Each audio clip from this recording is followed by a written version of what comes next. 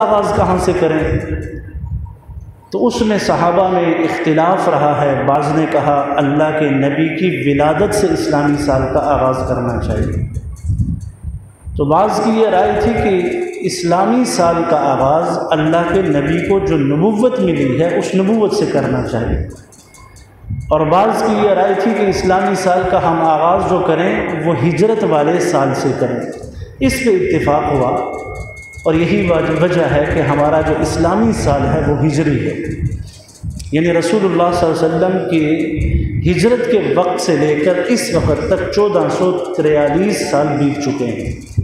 تو ہم جو اسلامی سال کو جیسے دوسرا ہمارا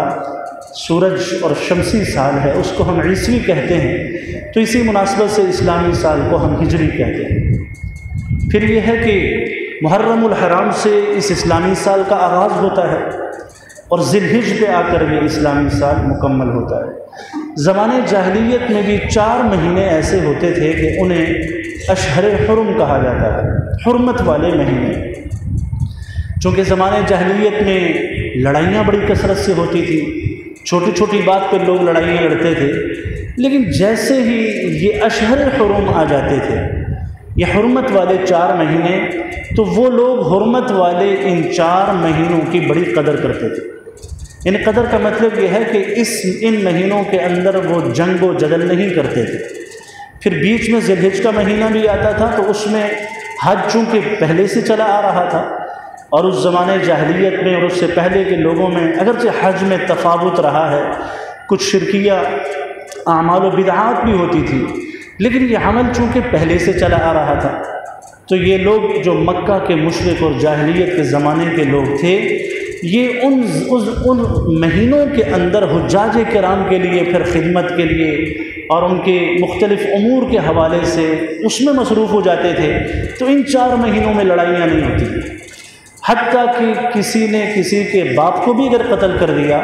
تو وہ بھی حرمت والے مہینوں میں بدلہ نہیں لیتا تھا، اور وہ حرمت والے مہینے کون سے ہیں؟ ذی قعدہ ہے، اسی طریقے سے ذی الحجہ ہے، محرم ہے، اور اسلامی سال کا 7واں مہینہ رجب، یہ 4 مہینے ذی الحجہ کے ہیں۔ آپ صلی اللہ علیہ وسلم کی زندگی کے اندر بھی ان حرمت والے مہینوں کی قدر ہوتی تھی، اگرچہ یہ حکم منسوخ ہو گیا بعد میں کہ ان مہینوں کی حرمت کا وہ حکم، البتہ یہ ہے کہ جو ذی الحجہ کے مہینے میں حج ہو رہا ہے وہ مہینہ اس کی وجہ سے ایک فضیلت والا مہینہ ہے، ذی قعدہ ہے اس کی اپنی فضیلت ہے، شوال ہے اس کے اپنے فضائل اللہ کے نبی نے بیان فرمائے۔ تو کہنے کا مقصد یہ ہے کہ یہ جو ذی قعدہ کا مہینہ جس میں ہم اور آپ بیٹھے ہیں، یہ اس وقت اشہر حرم میں شمار ہوتا تھا۔ قعدہ کا مطلب بیٹھنا ہے، تو اس زمانے میں لوگ لڑائی جھگڑوں سے بیٹھ جایا کرتے تھے، اس مناسبت سے اس کو قعدہ کہتے ہیں۔ تو اللہ کے نبی صلی اللہ علیہ وسلم نے اس مہینے کے اندر اپنی زندگی کے اکثر عمرے ادا کیے۔ ہجرت کے بعد پہلا عمرہ جو اللہ کے نبی صلی اللہ علیہ وسلم نے ادا کیا، جس میں حدیبیہ کے مقام پر کافروں نے روک لیا تھا، چونکہ ایک 6 سال کے بعد، مدینہ ہجرت کے 6 سال کے بعد مکہ المکرمہ کی طرف حضور اکرم صلی اللہ علیہ وسلم اور صحابہ عمرے کے ارادے کے لیے گئے، تو حدیبیہ کے مقام پر روک دیا گیا۔ تو اللہ کے نبی کے پاس صحابہ کرام کی جو مقدس جماعت تھی، انہوں نے وہیں پر اپنے احرام کھولے، قربانیاں دی، حلق کروائے، واپس آ گئے، چونکہ مشرکین نے کہا تھا، کفار نے کہا آپ نے اگلے سال آئے۔ اگلے سال اللہ کے نبی نے جو عمرہ کیا اسی سے اگلے سال، اسے عمرۃ القضاء کہتے ہیں۔ یہ دوسرا عمرہ تھا، یہ بھی ذی قعدہ کے مہینے میں تھا۔ تیسرا عمرہ اللہ کے نبی صلی اللہ علیہ وسلم نے کیا جب فتح مکہ کے موقع پر رسول اللہ صلی اللہ علیہ وسلم مدینے سے مسلمانوں کے لشکر جرار کے ساتھ جب نکلے، تو فتح مکہ کے موقع پر آپ صلی اللہ علیہ وسلم نے عمرے کا ارادہ کیا، اور یہ جعرانہ مقام تھا، اس مقام پر آپ نے صحابہ نے احرام باندھا، یہ تیسرا عمرہ تھا۔ پھر جب مکہ فتح ہو چکا اور اس کے بعد اللہ کے نبی صلی اللہ علیہ وسلم نے جو عمرہ کیا وہ حج کے ساتھ ملا کر وہ عمرہ کیا، وہ چوتھا عمرہ تھا۔ یہ 4 عمرے اللہ کے نبی صلی اللہ علیہ وسلم نے اس ذی قعدہ کے مہینے میں کیے، تو اس مناسبت سے اس مہینے کی بڑی فضیلت ہے۔ پھر یہ ہے کہ اس مہینے میں حجاج کرام حج جیسے عظیم الشان فریضے کی تیاری بھی کرتے ہیں، اور ہر اس مسلمان پر حج فرض ہے جس کو اللہ نے صاحب استطاعت بنایا ہے، جسے مال اور دولت اتنا اللہ نے دیا ہے کہ وہ حج کے لیے جا سکے اور واپس آ سکے، یہ کرایہ اس کے پاس ہو۔ وہاں ٹھہرنے کے خرچہ اخراجات اس کے پاس ہوں، اور اس کے پاس گھر میں پیچھے جو گھر والے ہیں ان کے لیے مناسب جو ہے اخراجات کا انتظام بھی ہو، اور قانونی طور پر اسے اجازت ہو، تو ایسے آدمی پر حج فرض ہو جاتا ہے۔ اب ہمارے ہاں بہت سے ایسے مغالطے ہیں کہ لوگ سمجھتے ہیں کہ شاید ہم پر حج فرض نہیں ہوا، ہم خود سے مغالطے جو ہیں وہ گڑھتے رہتے ہیں، اور خود سے ایسی چیزیں معاشرے سے سنی سنائی چیزیں۔ آج کل تو اللہ معاف فرمائے کہ ہمیں قرآن اور حدیث سے زیادہ سوشل میڈیا پہ ہونے والی اسلامی معلومات پہ اعتماد ہوتا ہے۔ لوگ کہتے ہیں جی فلاں انسٹاگرام پہ یہ ایک وظیفہ آیا تھا، آپ کیا کہتے ہیں اس کے بارے میں؟ اچھا جی ہم نے فیس بک پہ ایک حدیث پڑھی تھی تو اس کے مطابق یوں ہے، آپ کیا کہتے ہیں اس کے بارے میں؟ بھئی قرآن اور حدیث کا ذخیرہ اتنا آسان نہیں ہے کہ ہر آدمی جو بغیر مستند اور دلیل اور دلائل حوالے کے کسی بھی چیز کو ہمارے سامنے پیش کر دے تو ہم اسے دین سمجھ لیں گے۔ اگر اتنا آسان دین ہوتا تو جو دین ہم تک پہنچا ہے، اس دین کے پہنچنے میں اگر میں آپ کے سامنے یہ بتلا دوں کہ کتنی احتیاط سے اتنے عظیم الشان محدثین، فقہاء، اہل علم اور اساتین علم نے یہ دین جو ہم تک پہنچایا کتنی احتیاط سے پہنچایا، آپ حیران ہو جائیں کہ اتنی احتیاط سے جو دین ہمارے سامنے اصلی شکل میں پہنچا، ہم اتنی ہی بے احتیاطی سے اس دین کو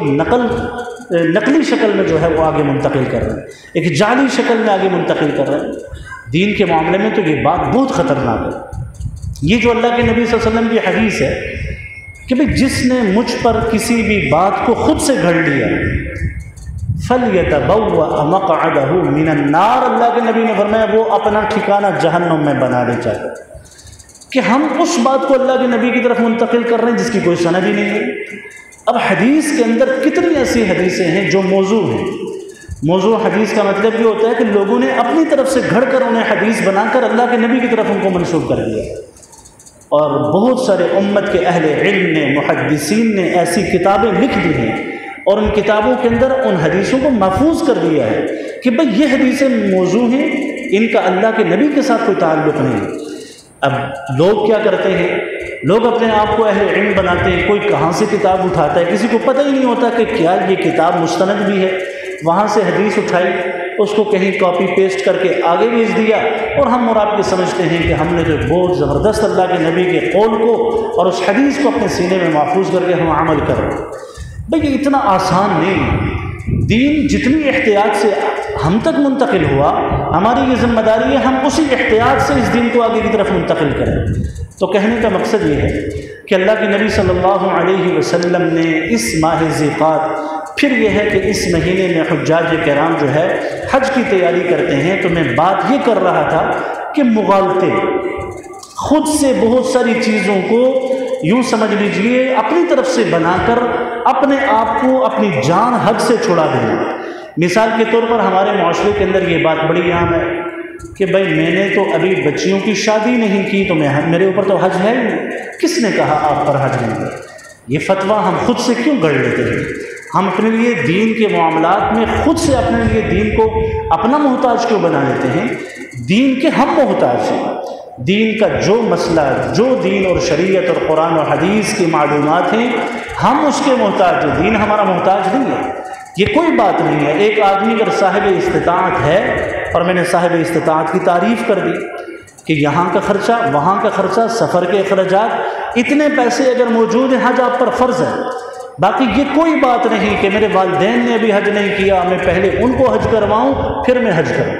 ایسی کوئی بات نہیں۔ بھئی والدین اپنی نماز پڑھیں گے، آپ اپنی نماز پڑھیں گے، ان پر عبادت کے اعتبار سے اگر حج فرض نہیں تھا انہیں اللہ نہیں پوچھیں گے۔ آپ پر اگر حج فرض تھا تو آپ نے نہیں کیا، آپ نے ان کو کروایا، ان کا تو نفلی حج ہو گیا،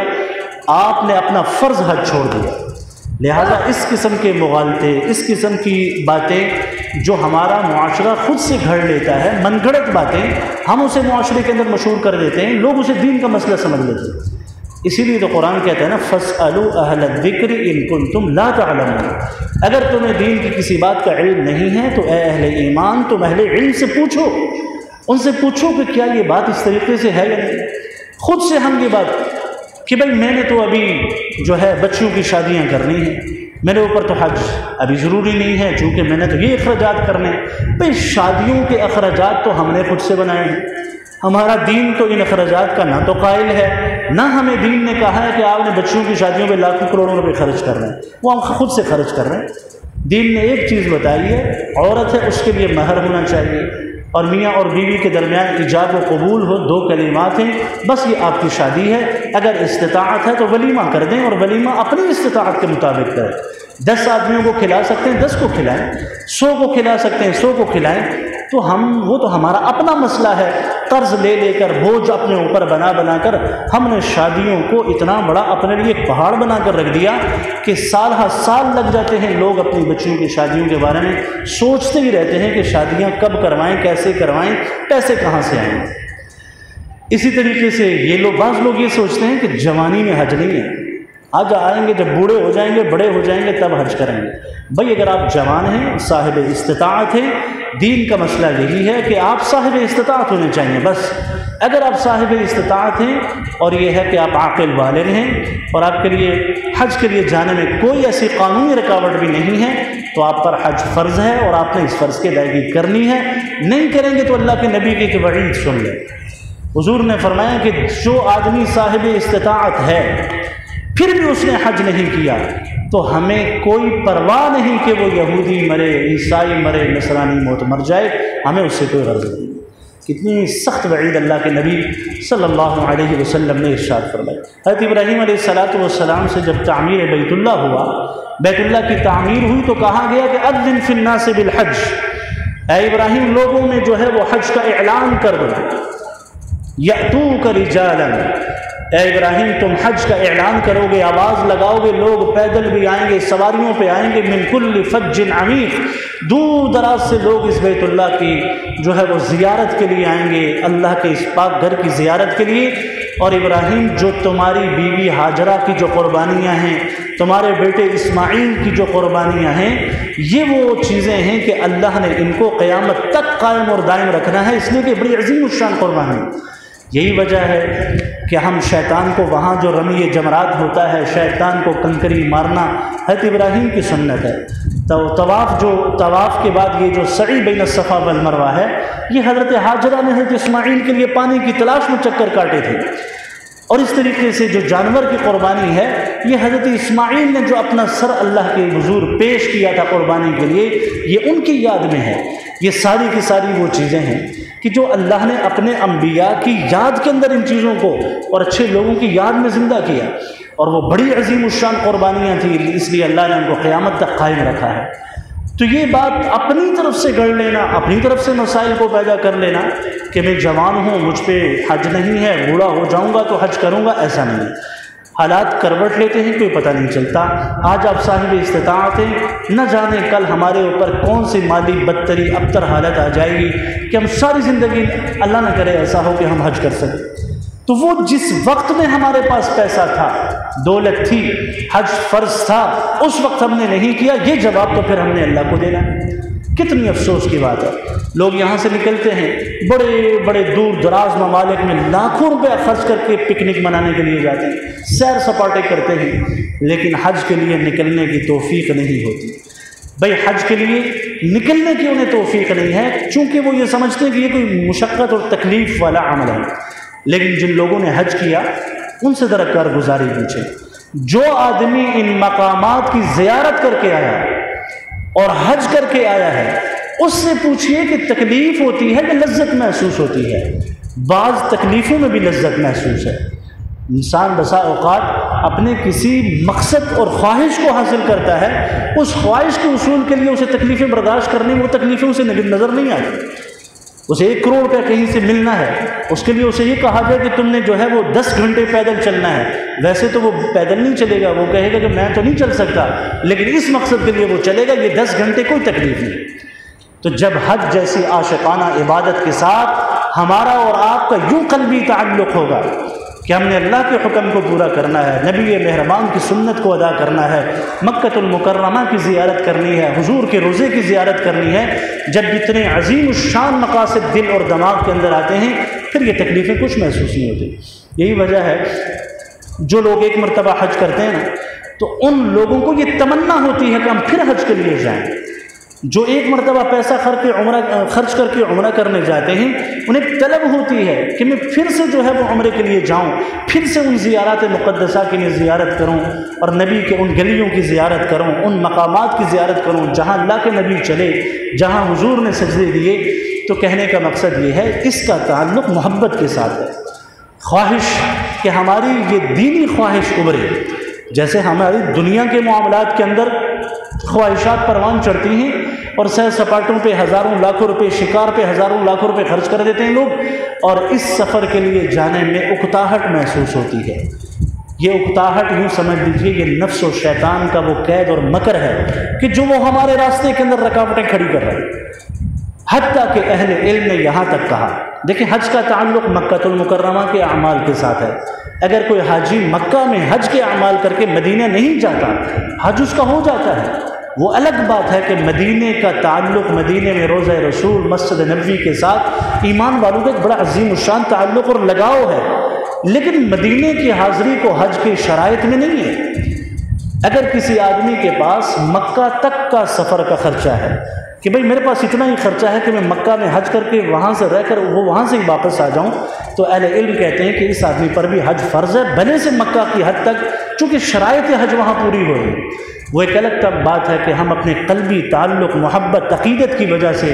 ایک ہر مسلمان کی یہ خواہش ہوتی ہے میں حضور کے شہر کی، مدینے کی بھی زیارت کروں، مسجد نبوی کی بھی زیارت کروں، آقا کے روضے کی زیارت کروں، سلام وہاں پر پیش کروں۔ یہ ہر ایمان کے، ہر مسلمان کی ایمانی عقیدت اور قلب کے ساتھ اس کا تعلق ہے۔ لیکن اس سب کچھ کے باوجود ایک چیز اور یہ ہے کہ بعض لوگوں پہ حج فرض ہوتا ہے، وہ حج فرض ادا کر چکے ہوتے ہیں، وہ پھر بار بار حج کے لیے جاتے ہیں۔ تو یہ بار بار جو حج کے لیے جانا ہے یہ نفل عبادت ہے، فرض آپ کا ادا ہو چکا، وہ زندگی میں ایک مرتبہ ہوتا ہے۔ اب یہ ہے کہ آپ دوسری بار جاتے ہیں، تیسری بار جاتے ہیں، اللہ نے توفیق دی ہے جائیں، بار بار جائیں، لیکن ہے بہرحال نفل۔ اب ایک آدمی نفلی حج کرنے کے لیے کسی سے قرض لے، نہیں، یہ درست نہیں ہے کہ آپ نفل کے لیے قرض لے کر جا رہے ہیں، یہ درست نہیں۔ اگر آپ یہ سمجھتے ہیں کہ آپ ایک نفل عمل کر رہے ہیں اور دوسری طرف آپ کے محلے، پڑوس، قرب و جوار، رشتہ دار، اعزاء اقارب میں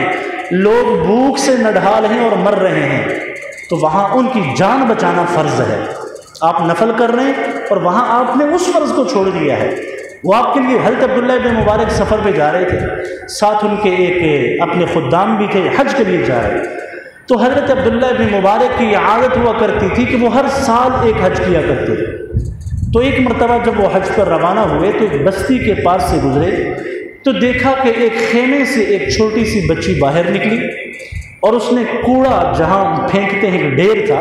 تو کوڑے کے اس ڈیر سے ایک مردہ مرغی اس بچی نے نکالی اور سیدھے واپس اپنی خیمے میں چلی گئی۔ تو حضرت عبداللہ بن مبارک نے اپنے قافلے والوں کو روک دیا، رک جاؤ،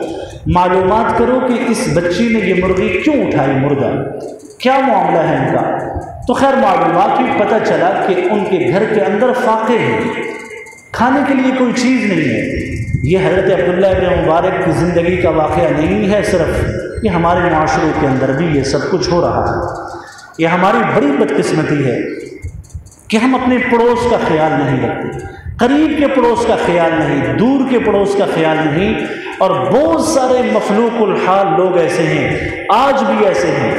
کہ جو حلال رزق نہ ملنے کی وجہ سے حرام چیزوں کا سہارا لے رہے ہیں، حلال نہ ملنے کی وجہ سے حرام کا سہارا لے رہے ہیں۔ تو کیا اللہ کے بارگاہ میں ان لوگوں نے یہ جواب نہیں دینا جنہیں اللہ نے نوازا ہے، جو زکوٰۃ کی ادائیگی میں تکاسل اور سستی کا مظاہرہ کر رہے ہیں، جو صدقات قرآن کے حکم صدقے پہ عمل نہیں کر رہے، جنہیں اللہ نے نوازا ہے، بھلے سے تھوڑی سی توفیق بھی اللہ نے کیوں نہیں دی، ہم اللہ کی بارگاہ میں اس چیز کا جواب دیں گے کہ ہمارے پیسہ جو ہماری جیب کے اندر پڑا رہا، ضرورت سے زائد پڑا رہا، ہم نے اس کو خرچ نہیں کیا، اور یہ ہے کہ دوسرا آدمی حرام کھا کھا کر اللہ کے سامنے اپنی زندگی گزار کر چلا گیا۔ یہ سوال ہم سب سے ہونا ہے۔ تو حضرت عبداللہ ابن مبارک نے جب یہ پتہ چلا کہ یہ معاملہ ہے کہ وہاں کے لوگ فاقہ حال ہیں، بھوکے ہیں، تو حضرت عبداللہ ابن مبارک نے سارے قافلے والوں سے کہا ہم اس سال حج نہیں کریں گے، یعنی جو پہلے حج کر چکے تھے ان سے یہ کہا کہ ہم اس سال حج نہیں کریں گے، اس حج کی رقم کو ہم اس پوری بستی کی ضروریات پہ خرچ کریں گے۔ یہ جذبہ ہمیں کہاں سے ملے آج کل؟ ہم لوگ تو بس اپنے